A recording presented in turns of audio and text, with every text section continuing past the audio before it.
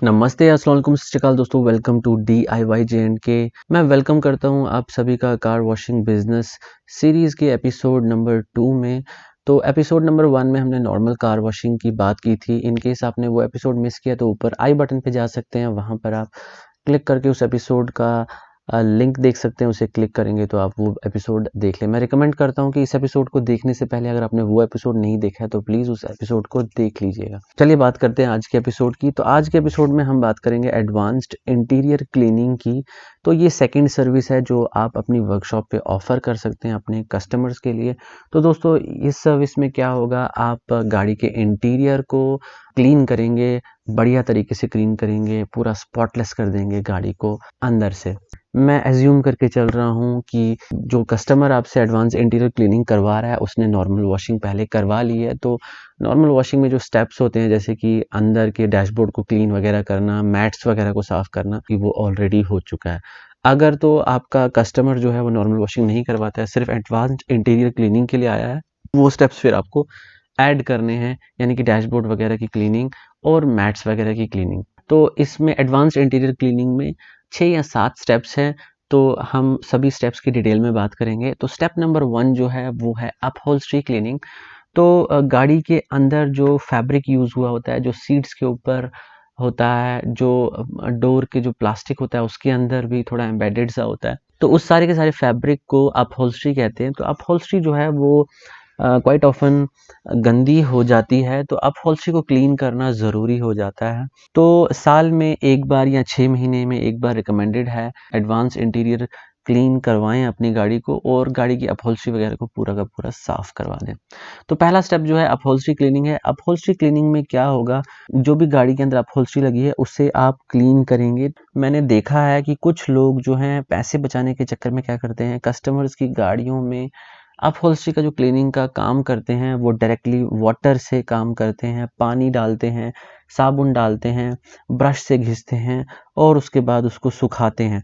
तो उस चीज़ से क्या होता है, एक तो पानी अगर गाड़ी के अंदर आप यूज़ करें दैट मीन्स गाड़ी की लाइफ के साथ कॉम्प्रोमाइज़ कर रहे हैं, और वो भी अपने कस्टमर्स की इतनी महंगी गाड़ियों की लाइफ के साथ कॉम्प्रोमाइज़ करना, ये आपके लिए बिल्कुल भी एडवाइजेबल नहीं है। आप अपने कस्टमर्स को लूज़ कर सकते हैं, आपके कस्टमर्स आपके ऊपर केस कर सकते हैं अगर आप उनकी गाड़ी को ख़राब करते हैं। तो उसके अलावा भी गाड़ी में अगर आप पानी यूज़ करते हैं, तो पानी की स्मेल जो है वो गाड़ी के अंदर फिर रहती है, क्योंकि पानी जो है वो स्पंज वगैरह सोख लेता है। अपहोल्स्ट्री के नीचे ऑब्वियसली स्पंज ही होता है, तो वो सोख लेता है, तो गाड़ी फिर जब आहिस्ता-आहिस्ता पानी सूखता है तो गाड़ी के अंदर पानी की स्मेल आती है। तो रिकमेंडेड नहीं है कि आप पानी और साबुन यूज़ करें नॉर्मल गाड़ी की अपहोल्स्ट्री को क्लीन करने के लिए। तो अगर वो नहीं यूज़ कर सकते हैं तो फिर क्या यूज़ कर सकते हैं? तो दोस्तों जो आप यूज़ कर सकते हैं वो है स्पेशलाइज़्ड केमिकल, जो स्पेशली अपहोल्स्ट्री को क्लीन करने के लिए बने हुए हैं। तो इसमें अपहोल्स्ट्री क्लीनर्स आते हैं, डिफरेंट कंपनीज़ इनको मैन्युफैक्चर करती हैं। मैं डिस्क्रिप्शन में लिंक्स दे दूँगा, आप वहाँ पे जाके देख सकते हैं, डिस्क्रिप्शन चेक कर सकते हैं। अगर आपको अच्छा लगा तो परचेज़ भी कर सकते हैं। ये अपहोल्स्ट्री क्लीनिंग केमिकल्स जो हैं आपको डायरेक्टली स्प्रे करना होता है जहाँ पे भी आप क्लीनिंग करना चाहते हैं। उसके बाद एक ब्रश लेके हल्के से वाइप करना होता है अगर अपहोल्स्ट्री ज़्यादा गंदी है। तो वाइप करने के बाद आप एक माइक्रोफाइबर क्लॉथ लेके सीधा उसको वाइप कर लीजिए, कोई दोबारा से धोने की ज़रूरत नहीं है। इस प्रोसेस को ही हम ड्राई क्लीनिंग कहते हैं, गाड़ी की ड्राई क्लीनिंग करवाना। इंटीरियर क्लीन करने के लिए सबसे बेस्ट और सबसे इफ़ेक्टिव मेथड है, सबसे इफ़ेक्टिव तरीका है। दोस्तों अपहोल्स्ट्री को क्लीन करने के लिए स्पेशलाइज़्ड अपहोल्स्ट्री मशीन्स भी आती हैं, जैसे कि कार्जर की पुज़ी आती है और डिफरेंट ब्रांड्स की अपहोल्स्ट्री क्लीनिंग मशीन्स आती हैं। तो उनमें क्या होता है कि केमिकल ऑलरेडी फीड कर दिया जाता है, और वही मशीन जो है वो बेसिकली एक वैक्यूम की तरह होती है। उसी मशीन से केमिकल बाहर आता है, वो अपहोल्स्ट्री पे अपना एक्शन करता है और साथ ही साथ उसी मशीन के अंदर सक भी हो जाता है। तो आपके पास गाड़ी जो है एकदम क्लीन एंड क्लियर आपको मिलती है। इसके अलावा दूसरा तरीका जो है सेमी ऑटोमेटिक तरीका जो है वो ये है कि आप अपनी अपहोल्स्ट्री को क्लीन कर सकते हैं with the help of your vacuum cleaner. तो वैक्यूम क्लीनर में करना सिर्फ इतना होता है कि आपको एक अपहोल्स्ट्री क्लीनिंग नोजल यूज़ करनी होती है, जो कि मैंने मंगवाई हुई है अपने वैक्यूम क्लीनर के लिए। तो उससे क्या होता है कि आपका wet and dry vacuum cleaner जो है वो अपहोल्स्ट्री क्लीनिंग मशीन बन जाता है। तो आपको करना सिर्फ इतना होता है कि अपहोल्स्ट्री पे स्प्रे करना होता है, अपहोल्स्ट्री क्लीनिंग जो केमिकल होता है वो स्प्रे करना होता है, और उसके बाद उसको थोड़ा सा ब्रश से रब करना होता है और उसके बाद सीधा अपने वैक्यूम क्लीनर से उस सारे मटेरियल को सक कर लेना होता है। गाड़ी एकदम प्रॉपर ड्राई क्लीन हो जाती है। तो ये था अपहोल्स्ट्री क्लीनिंग करने का तरीका। अब ये आप कहाँ-कहाँ पे कर सकते हैं दोस्तों, ये मैं स्टेप नंबर 2 में बताऊँगा। तो स्टेप नंबर 2 में मैं बात करूँगा हेडलाइनर क्लीनिंग की। तो दोस्तों हेडलाइनर होता है गाड़ी के रूफ साथ जो अटैच होता है, फैब्रिक ही टाइप का होता है, थोड़ा सिंथेटिक टाइप का एक मटेरियल होता है जो गाड़ी के रूफ के साथ अटैच्ड होता है। तो उसको हम हेडलाइनर कहते हैं। तो हेडलाइनर दोस्तों मोस्ट ऑफ़न गंदा हो जाता है। कभी हमारे हाथ लग जाते हैं या जो लोग स्मोक करते हैं उनकी गाड़ी के ऊपर का हेडलाइनर जो है वो ब्लैक हो जाता है। तो दोस्तों इसकी क्लीनिंग करना भी ज़रूरी होता है। तो इसके लिए भी सेम हम वही अपहोल्स्ट्री क्लीनिंग केमिकल यूज़ करते हैं, उसे स्प्रे करते हैं और उसके बाद वैक्यूम क्लीनर से उसे अगर हम सक कर ले तो बहुत ही बढ़िया क्लीनिंग हो जाती है। लेकिन आपको वही अपहोल्स्ट्री क्लीनिंग नोजल चाहिए अपने वैक्यूम क्लीनर के लिए। सिमिलरली थर्ड स्टेप जो है हमारा वो है फ्लोर लाइनर क्लीनिंग। तो दोस्तों फ्लोर लाइनर जो होता है वो सिमिलर टू हेडलाइनर होता है। तो आपने देखा होगा कि गाड़ी के नीचे मैट्स के नीचे बिल्कुल लास्ट जो लेयर होती है वो फ्लोर लाइनर की होती है। तो दोस्तों कभी-कभी वो भी गंदी हो जाती है, उस पे काफ़ी ज़्यादा स्पॉट्स होते हैं। तो उस केस में क्या करना है कि पहले तो डायरेक्टली आपने केमिकल कोई भी स्प्रे नहीं करना है। पहले अगर स्पॉटिंग है, कोई कीचड़ वगैरह वहाँ पे लग गई है तो उससे पहले आप जितना हो सके ड्राई तरीके से उसे रिमूव करने की कोशिश कीजिए। कोई स्क्रैपर लीजिए, उसको स्क्रैप करिए और वैक्यूम क्लीनर से सक कर लीजिए। मैक्सिमम कोशिश करिए कि मैक्सिमम मटेरियल आप वैक्यूम क्लीनर से ड्राई स्टेट में ही सक कर लें। उसके बाद जो लेफ्ट ओवर होता है उस पे आप अपहोल्स्ट्री क्लीनिंग केमिकल ही यूज़ करें। उसको जब आप डालेंगे थोड़ा-सा फिर ब्रश से रब कीजिए और अगेन वैक्यूम क्लीनर से उसे सक कर लीजिए और इस तरह से आपका फ्लोर लाइनर भी बढ़िया तरीके से क्लीन हो जाएगा। दोस्तों उसके बाद नेक्स्ट गंदी चीज़ जो होती है गाड़ी के इंटीरियर में वो होती है डोर। तो डोर्स भी काफ़ी ज़्यादा गंदे होते हैं। हम बार-बार डोर्स को डोर हैंडल से पकड़ते हैं और डोर के ऊपर जो अपहोल्स्ट्री होती है वो भी काफ़ी गंदी हो जाती है। डोर्स के ऊपर आर्म रेस्ट होते हैं वो भी काफ़ी ज़्यादा गंदे हो जाते हैं। तो इन सभी चीज़ों को क्लीन करने के लिए अगेन अगर फैब्रिक है तो अपहोल्स्ट्री क्लीनिंग केमिकल यूज़ करेंगे और उसे ब्रश से रब करेंगे और उसके बाद वैक्यूम क्लीनर यहाँ पे यूज़ नहीं होगा, सिंपली माइक्रोफाइबर क्लॉथ से वाइप कर देंगे।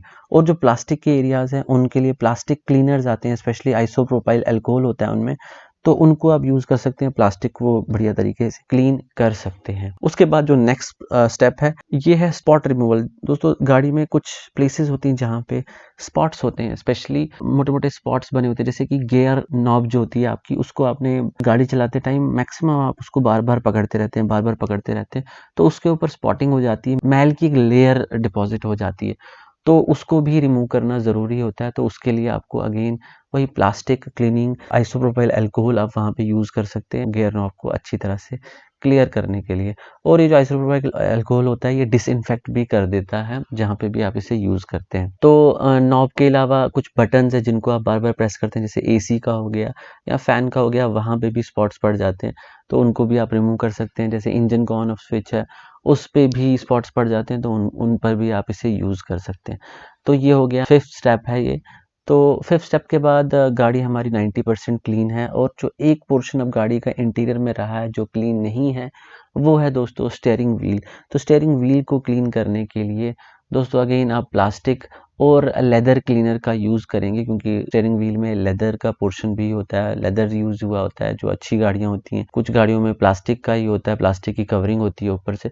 तो प्लास्टिक या लेदर क्लीनर आप यूज़ करें और केमिकल स्प्रे करने के बाद थोड़ा ब्रश से, जो डिटेलिंग ब्रश होता है उससे हल्के से रब कीजिए, जो भी स्पॉट्स हैं, जो भी कूड़ा कचरा है उसके ऊपर उसे हटाइए और उसके बाद माइक्रोफाइबर से उसे वाइप कर दीजिए। दोस्तों पानी का इस्तेमाल कहीं पे भी नहीं करना है, क्योंकि गाड़ी के अंदर जो भी क्लीनिंग होती है वो ड्राई स्टेट में ही होनी चाहिए, वो ड्राई क्लीनिंग होनी चाहिए, वेटनेस आपने बिल्कुल भी नहीं करनी है।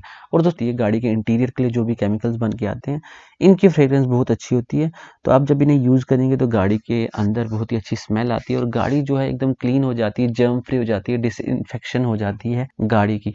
तो यहाँ पर दोस्तों हमारा पूरा का पूरा प्रोसेस क्लीन हो गया। तो दोस्तों मैंने बहुत ही सिंपली आपको समझाया है कि क्या-क्या प्रोसेसेस आप कर सकते हैं गाड़ी के अंदर। दोस्तों बट मैं आपको क्लियरली बता दूँ ये सारे प्रोसेस करने में काफ़ी ज़्यादा टाइम कंज्यूम होता है, इसीलिए एडवांस इंटीरियर क्लीनिंग के चार्जेस ज़्यादा होते हैं। तो लास्ट वाले एपिसोड जो मैंने एक्सप्लेन किया था वॉशिंग का प्रोसेस, उसके लिए नॉर्मली अगर आप ₹300 चार्ज कर रहे हैं, तो एडवांस्ड इंटीरियर क्लीनिंग के लिए अराउंड 1000 रुपीज़ आप चार्ज आराम से कर सकते हो, और इतना तो बनता ही है क्योंकि इसमें आपके आवर्स जो हैं, घंटे जो हैं, काफ़ी ज़्यादा कंज्यूम होंगे, काफ़ी ज़्यादा टाइम लगेगा। ऑलमोस्ट वॉशिंग से डबल या ट्रिपल टाइम लग सकता है आपको एडवांस इंटीरियर क्लीनिंग करने के लिए, क्योंकि आपको जो भी काम करना है वो बढ़िया तरीके से काम करना है। सीट्स के नीचे से सफाई करनी है, स्पॉट्स रिमूव करने हैं, प्लास्टिक को क्लीन करना है, अपहोल्स्ट्री को क्लीन करना है। तो ये टाइम कंज्यूमिंग प्रोसेस है और इसके लिए चार्जेस भी आपके जेन्युइन होने चाहिए, मतलब 1000 रुपये से ऊपर ही होने चाहिए। तो दोस्तों ये था एडवांस इंटीरियर क्लीनिंग के बारे में थोड़ा सा ज्ञान। जो भी मैं नॉलेज आपको दे रहा हूँ अपने एक्सपीरियंस के बेसिस पे दे रहा हूँ, ज़रूरी नहीं है मेरा एक्सपीरियंस जो बेस्ट हो।